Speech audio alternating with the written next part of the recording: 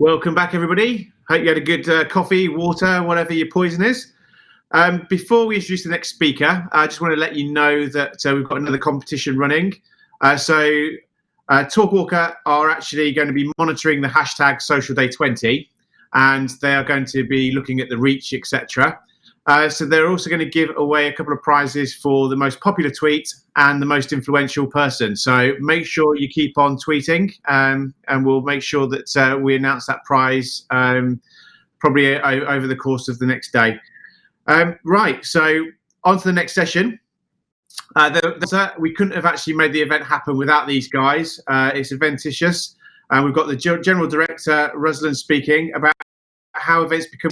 So please give a warm welcome as we bring him to the stage.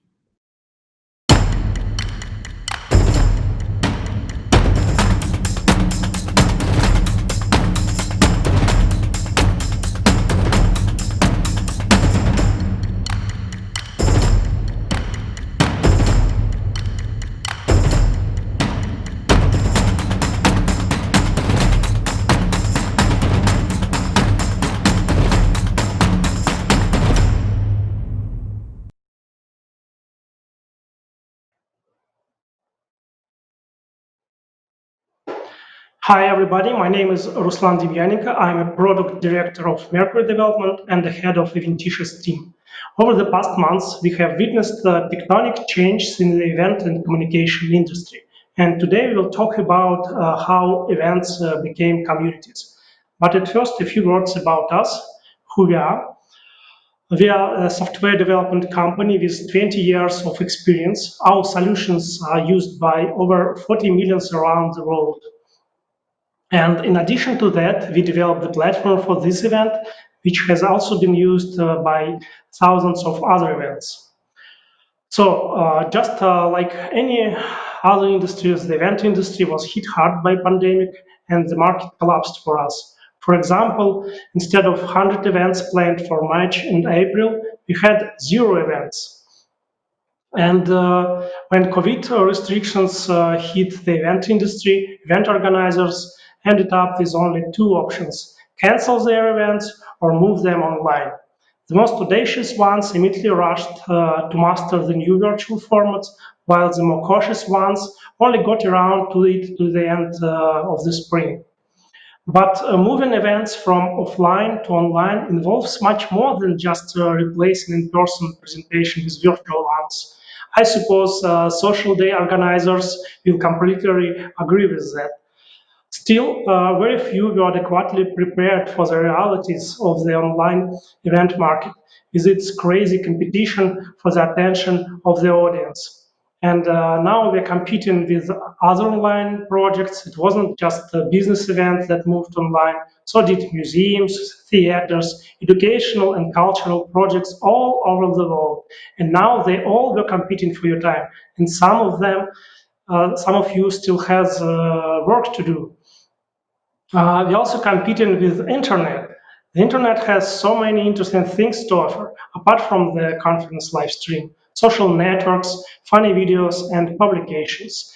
Even if event organizers manage to interest someone enough to make them register for the event, it will take additional effort to ensure that they will follow through on their intention and actually watch the live stream till the end. Also, we're competing with the real life.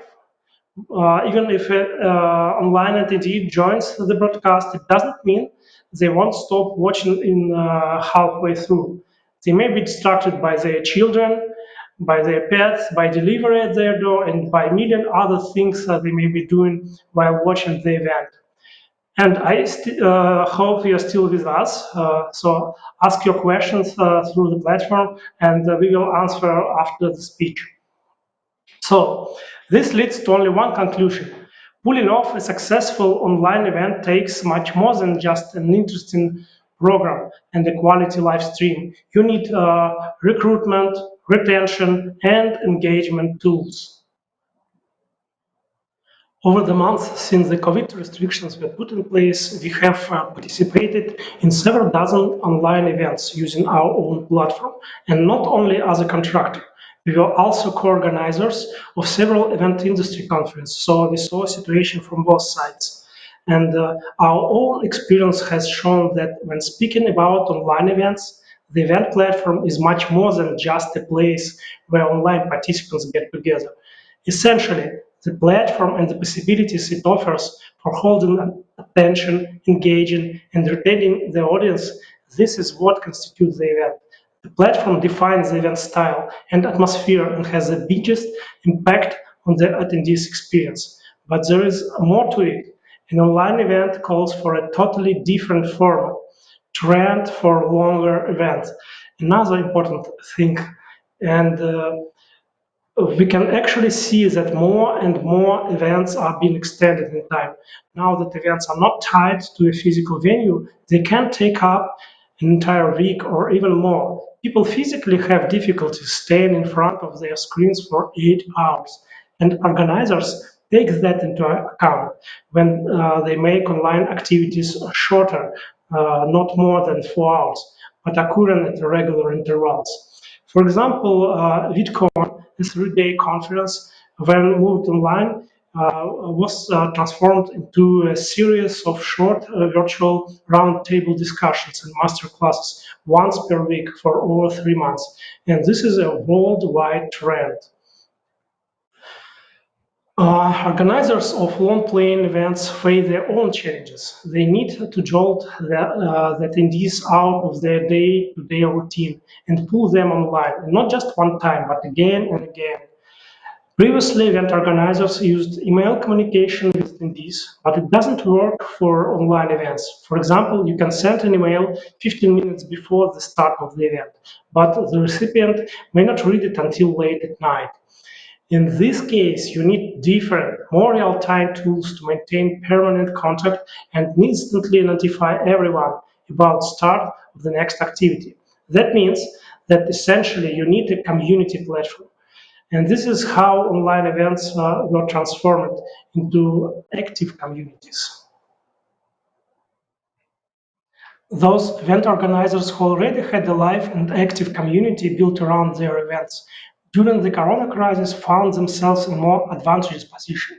It was easier for them to gather the audience, to remind about themselves, but those who used to rely exclusively on live interaction had to make a sharp turn and start building their communities. In the reality, an event is no longer about organizing a webinar, a roundtable discussion, or a workshop. Now, the most important thing is to provide carefully planned activities between such events. This creates something larger than just an event, Event Unity, a format that involves more interaction with the audience community, formed around the event brand. This may seem very similar to the old webinar series, but this is not true. Even webinar series are still several individual presentations. They can have a common subject or speaker, but on their own, they don't build a community. On most webinar platforms, attendees can communicate with each other only during the webinar. After that, for the next 1 or 2 weeks, everyone is on their own. The same with Zoom conferences. Event community requires a platform where communication can continue uninterrupted for the entire duration of the long playing event. This platform will form the foundation of the event, and the broadcast platform will become of secondary importance. People have always been coming to events so that they can feel a part of something bigger than themselves, a part of a landmark event, a member of professional community. In the offline world, this feeling of belongingness lasts only for a few days until the event is over. The philosophy behind event unity assumes that a person becomes a part of community for a long time. This brings additional value to the event.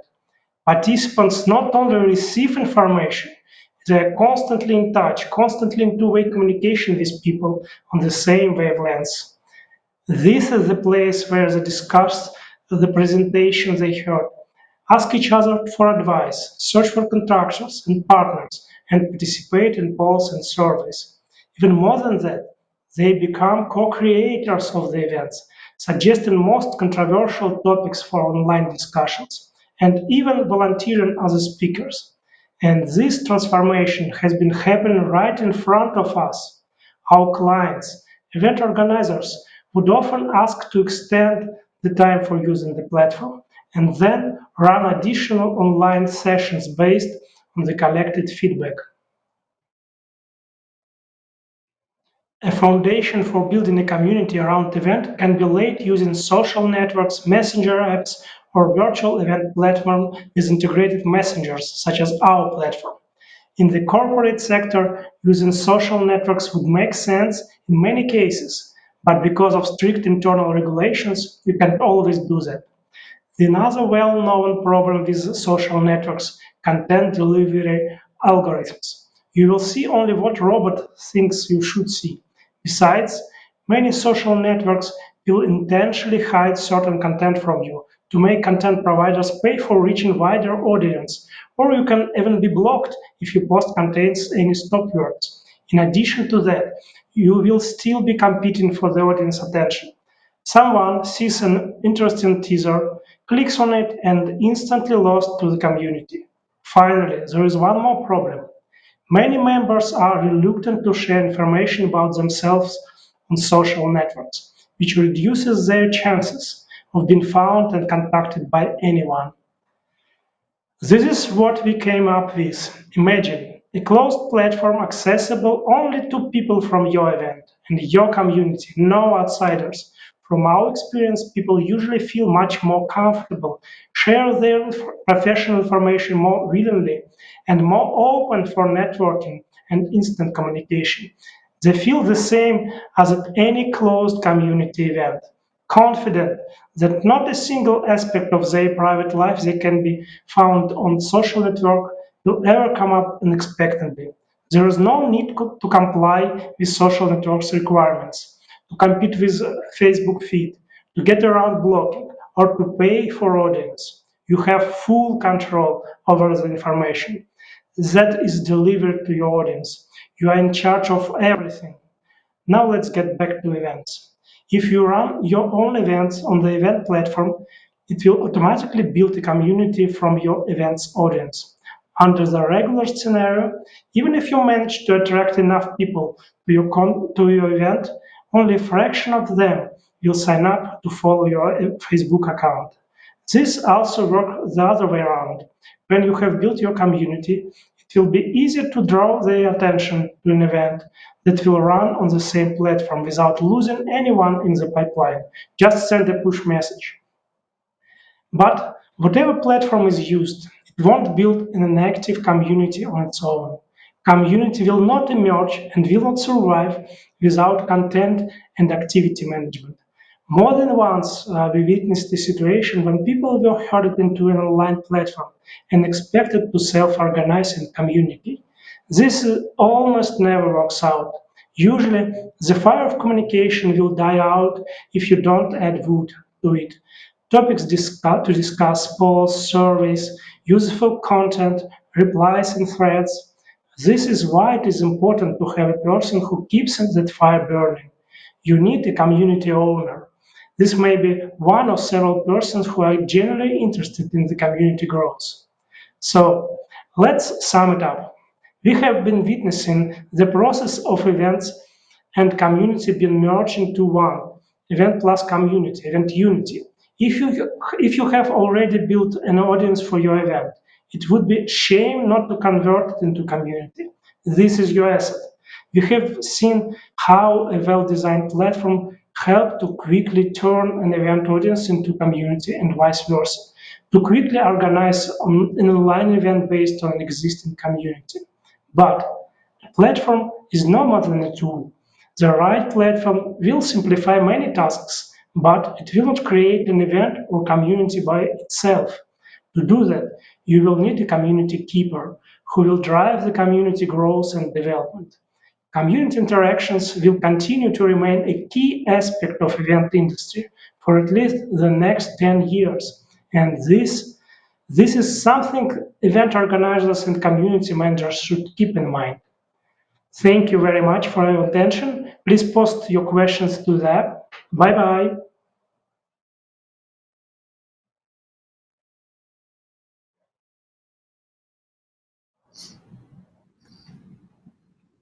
Hey, Ruslan, how are you?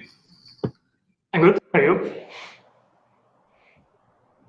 So we've got a couple of questions for you from in the group, but before we go into those, I've got a couple that I wanted to sort of ask you. Firstly, thank you for sponsoring Social Day and making the app happen for us. It's been brilliant. I hope you enjoyed. What features are we not using that we could use? Because I know that we've used quite a lot, but there are still a hell of a lot more that we're not actually using. So what other things are there that we could have used? Yep. So do you have questions?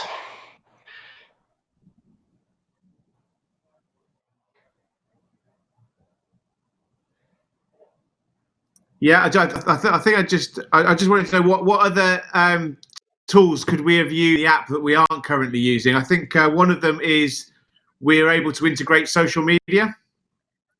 Mm-hmm. Yeah, actually, that's a good question. If you want to use should use social networks or should you use a private app? Because it depends of the goal of your community. If the goal to use a viral effect and involve as much people as possible to your community using social network, then of course you should go to social network because private app can't help here. But if it is a closed community, if you have some kind of membership fee or some special requirement for members, then you will get much more value with private app. And talking about integration, Okay. yes, of course. No. Sorry? Cool. I was going to say, so Tyler has asked, how long can a community exist for in the app? And have you got any cases? Yeah, actually, I hope this event will become the case too, because as I can see, we'll have a lot of communication in the app. I have statistics. During three days, we got 1,060 messages in general chat and 2,700 messages in private chat. So it's huge. And I hope you will continue. There's all the messages going on we don't even know about. Sorry, I have a problem with sound. Sorry. So we've got all of these private messages going on, and we don't know about them. Yeah. But of course, we have a lot of other examples. For example, one of the first experience with such kind of transformation we got several years ago. It was an internal HR event for employees for Philip Morris. They did the event for 2,000 people. And actually, it was planned, assumed as a short-term usage application for a few days only. But they asked us to continue to use it. Of course, we agreed. And they used it for 4 years. So it was a surprise even for us. And actually, it was beginning for us to transform our application from event application to community application, because we are getting more and more such requests now.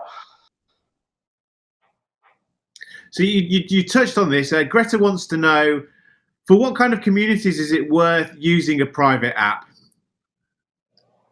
Yeah, as I talked, if you have a close community and it doesn't require to use viral effect from social networks, then I would go with private app, because you will get much more value from them than from social networks. For example, if you have a membership fee, we can automate collection process. For example, if somebody didn't pay in time, we can automatically close part of information from them, hide some topics, for example, or hide a list of attendees members, and it will be automatically motivated to pay his membership fee. It's just an example, but we have much more options. Ruslan, can you tell us about any future developments that you have in the pipeline? Oh, it's a good question. Actually, just because of this COVID situation, we had to transform our platform because it was meant to be used on offline events mostly. But of course, we can't use it offline now, and we quickly transform it to online solution. For example, you are using it, and we are going to improve our application that way, of course. But now we are more inclined to transform it into long-term usage application like for community or even more. Now we have an idea and we already started this process to develop educational tool for long-term usage for communities or for companies. We already have several cases when our platform used for that as a short-term small educational process. It's not like a big LMS system, but on-the-go usage. I noticed on your session you had the polls function on. Could you tell us a bit more about polls and how they can be used?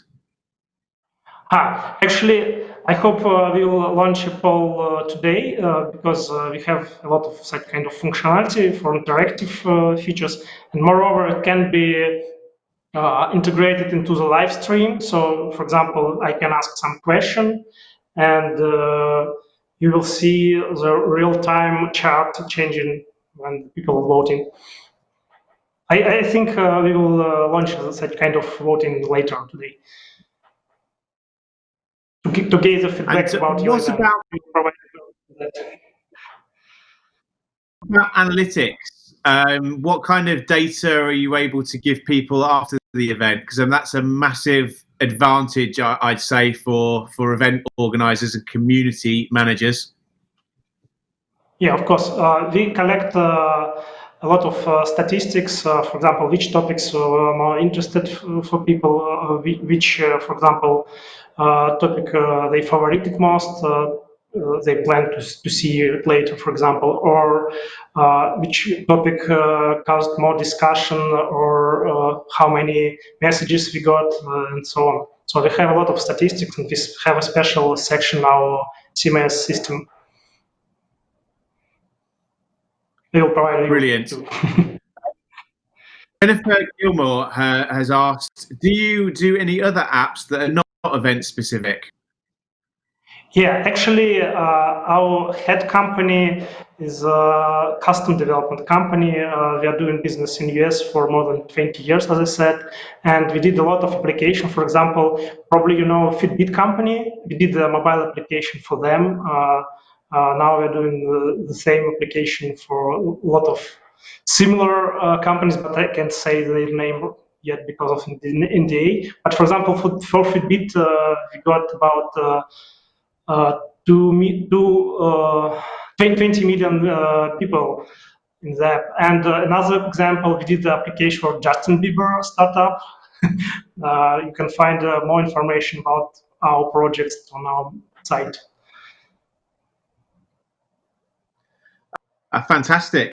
How did you get started? Get to our customers. How did you get into developing community apps? Yeah.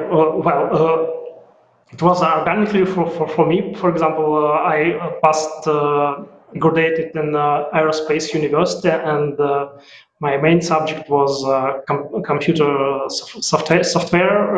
And after even during the educational process, we already had a team of people who decided to go with such kind of development. And mobile development was something new. It was 20 years ago. It was not very popular yet. So we decided to go to mobile development. And now we have a company with 300 people, 300 developers. I have to say, working with the team, Polina and the rest of the guys, has been, really, really good. You guys have really taken care of the Social Day team, and it doesn't feel like any of the questions that we've had have been a hindrance to you. So I think from our perspective, it's been a really good experience, and we strongly recommend anybody, any of the marketers and community managers within the Social Day community that are looking for help, support to especially these COVID times, to take communities and bring them closer to them. They should definitely come and speak to you guys. The experience and the speed at which you guys work at is brilliant. Thank you very much. Actually, it was something new for us. As I said, online was not what we expected to do. And I think for you to do the same, because everybody doing offline events, but online events was something new for industry. And there are a lot of new questions, new troubles, and should solve them on the go. It's hard, of course, for you and for us too. So if for a new client less demanding than Social Day, starting with a blank canvas, what sort of lead time is ideal to go from the first meeting to a finished product? I don't get it. Could you please repeat? Yeah. How long is the lead time usually? With us, it was quite quick because we had an event deadline to work towards. But how long would you recommend people between concept and product? Well, I would say it's the same as an offline event, because a lot of people think that online is much easier to prepare, it's much easier to organize, but from our experience, it's not. It's not, because I had a huge offline event in IT sphere for 2,000 people, and we had a lot of online events that I can compare. I'm self an organizer of event. And I wouldn't say that online event is easier. And if you prepare an offline event in a few months in advance, then why shouldn't you do the same for online event, right? So I would say that if you have only a few days to prepare, you will have some trouble. You should plan it in advance, of course. Definitely. Even for yeah. But I recommend. Well, that's been brilliant. I recommend to start not within any months, maybe. The more time you have, it's better. I think when you go back and have a look in the chat, and not just on your session, but also on the other sessions, the volume of comments about how good the app has been, a testimony to you and the team. So I'm going to leave it there and say thank you so much for the session. It's really insightful, and also thank you for sponsoring and actually creating the app for us. So please give a big round of applause to Ruslan and the team at Eventlicious. Thank you very much. You're welcome. Bye-bye.